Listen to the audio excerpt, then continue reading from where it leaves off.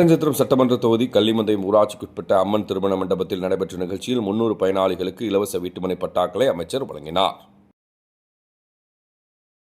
உணவு மற்றும் உணவுப் பொருள் வழங்கல் துறை அமைச்சர் சக்கரபாணி திண்டுக்கல் மாவட்டம் ஒட்டன்சத்திரம் சட்டமன்ற தொகுதி கள்ளிமந்தயம் ஊராட்சிக்குட்பட்ட அம்மன் திருமண மண்டபத்தில் நடைபெற்ற நிகழ்ச்சியில் ஒட்டன்சத்திரம் வட்டத்தைச் சேர்ந்த 194 பயனாளிகளுக்கும் மற்றும் பழனி வட்டத்தைச் சேர்ந்த 106 பயனாளிகளுக்கும் என மொத்தம் 300 பயனாளிகளுக்கு இலவச வீட்டுமனை பட்டாக்களை வழங்கினார்.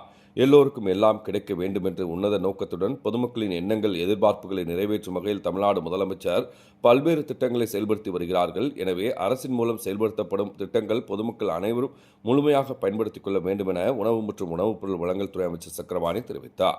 தொடர்ந்து உணவுப் பொருள் வழங்கல் துறை அமைச்சர் சக்கரபாணி ஒட்டன்சத்திரம் சட்டமன்ற தொகுதி கள்ளிமந்தயம் ஊராட்சிக்குட்பட்ட நிலாக்கவுண்டனூர் புதூர் முழுநேர நியாய விலைக் கடையிலிருந்து விரிக்கப்பட்ட மணிசனாம்புதூர் பகுதி நேர நியாய விலைக் கடையினை பொதுமக்கள் பயன்பாட்டிற்கு திறந்து வைத்து பயனாளிகளுக்கு குடிமைப் பொருட்களை வழங்கினார்.